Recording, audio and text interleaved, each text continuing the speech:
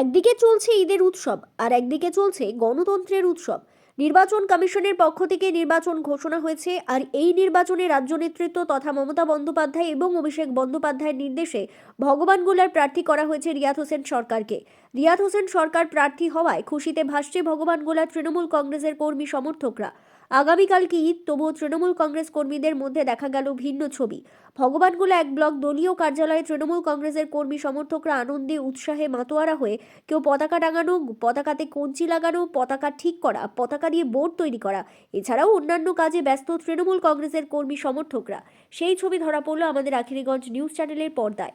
দলীয় কার্যালয়ে উপস্থিত ছিলেন ভগবানগোলার প্রার্থী রিয়াদ হোসেন সরকার, ব্লক সভাপতি ইমরান হোসেন পরামানিক, ব্লকের সংখ্যালঘু সেলের সভাপতি আব্দুস সামাদ, মুর্শিদাবাদ জেলা তৃণমূলের মহিলা সংগঠনের সম্পাদিকা বর্ণালী দাস, যুব সভাপতি মামুন সরোয়ার, তৃণমূল কংগ্রেস কর্মী সাইফুল শেখ, মনি শেখ, এছাড়াও ভগবানগোলা এক ব্লকের বিভিন্ন জায়গা থেকে আগত কর্মী সমর্থকরা উপস্থিত ছিলেন। এ বিষয়ে কি বলছেন তারা শোনাবো আপনাদের। এই ভিডিওটি যারা দেখছেন, ভিডিওটি শেয়ার করবেন, চ্যানেলটি লাইক করবেন আর সাবস্ক্রাইব করবেন। আই লাভ মাই ইন্ডিয়া, মেরা ভারত মহান। ভগবানগোলা থেকে আজিমুদ্দিন শেখের রিপোর্ট, আখিরিগঞ্জ নিউজ। আজকে আমাদের দলীয় কর্মসূচি সেরকম কিছু নয়, তবে ঈদের আগের দিন আমরা অনেকে পার্টি অফিসে এসেছিলাম এবং কাজটা আমরা আগিয়ে রাখলাম, কারণ আমরা আগামীকাল ঈদ উল ফিতর আমাদের বড় একটা দিন। আমাদের মুসলিমবাসী যারা আছে, ইসলামবাসী যারা আছে, তাদের কাছে বড় একটা দিন। তো তার আগের দিন আমরা এখানে সবাই মিলে একটু আনন্দ ফুর্তি করলাম এবং পতাকাগুলো একসঙ্গে একত্রিত করে নিয়ে সব কিছু রেডি করে রাখলাম, কারণ ঈদের পরের দিনই আমরা মাঠে নামছি। আর পরের দিন থেকে একদম নির্বাচনী প্রচার তুঙ্গে চলবে আপনাদের? আমাদের নির্বাচনী প্রচার সেভাবে হবে না, কারণ আপনারা জানেন যে আমরা 12 মাসই মানুষের সাথে থাকি, মানুষের পাশে থাকি। আমরা শুধু নির্বাচন বলে মানুষের কাছে যাব এটা নয়, এটা ভুল ব্যাখ্যা করা হচ্ছে। আমরা 12 মাসই ভগবানগোলা বিধানসভা আমরা যারা কর্মীরা আছি, আমরা সবসময় 12 মাসই মানুষের পাশে থাকি। তাই নতুন করে নির্বাচন বলে যাব এরকম কোনো আমাদের মধ্যে নেই। আমরা মানুষের কাছে পৌঁছবো অবশ্যই আমাদের কাজের খতিয়ান নিয়ে। আমাদের সব যে উন্নয়নমূলক কাজগুলো মমতা ব্যানার্জি করেছে এবং আমাদের বিধায়ক 1.5-2 বছরে যে কাজগুলো করেছে সেগুলো সব মানুষ জানে।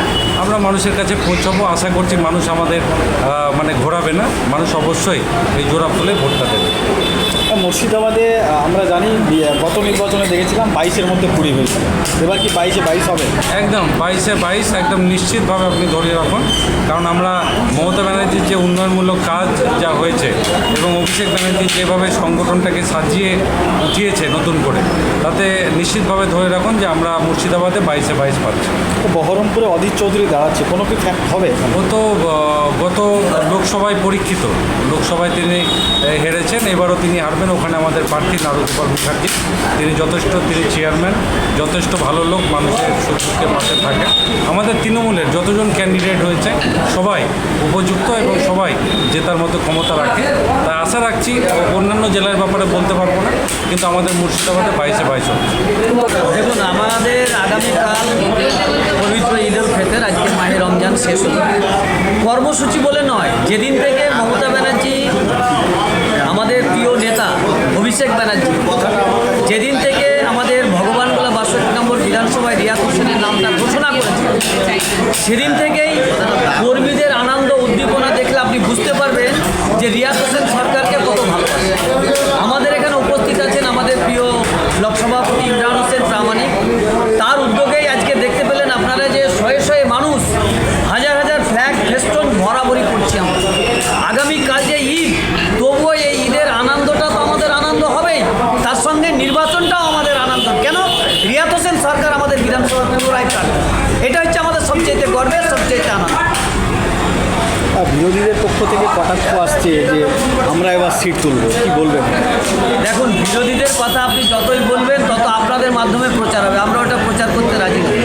3-4টে নির্বাচনে বিরোধীরা প্রত্যেকবার শূন্য পেয়েছে, এবার ওদের শূন্য কাটানোর লড়াই।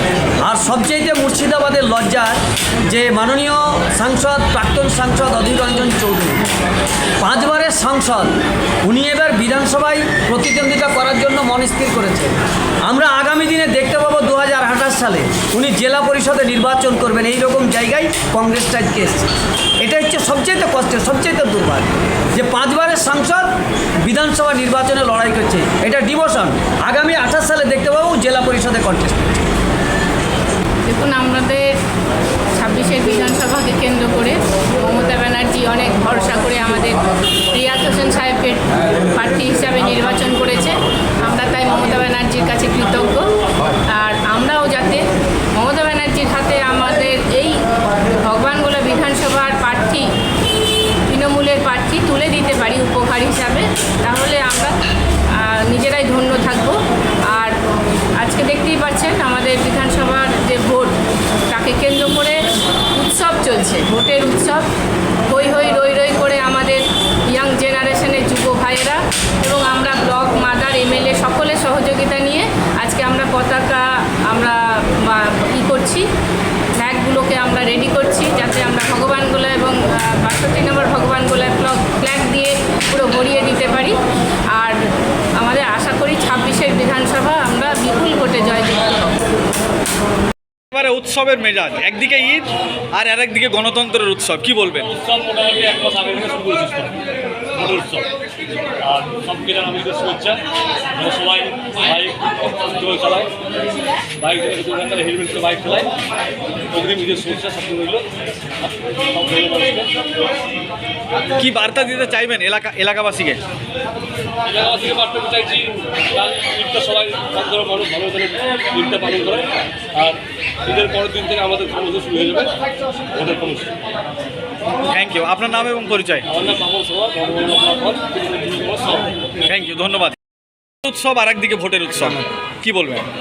সত্যি আমাদের যা কর্মী আছে, আমাদের প্রার্থী ঘোষণা হতে আমাদের ব্লকে আমাদের কর্মীরা দেখতে পাচ্ছেন যে উৎসব, যে আমাদের কালকে ঈদ, সেই ঈদকে সামনে রেখে এবং আমাদের যে নির্বাচন সামনে রেখে আমাদের যে কর্মীর যে কাজ, যে পতাকা, যা ফেস্টুন, যে কাজগুলো করার যে সে আপনারা নিজেই দেখতে পাচ্ছেন যে যথেষ্ট কাজ চলছে। তাতে আশা করছি যে উচ্ছ্বাস কর্মীদের আরও আছে, কাল থেকে আরও বেড়ে যাবে। কি বার্তা দিতে চাইবেন এলাকাবাসীকে?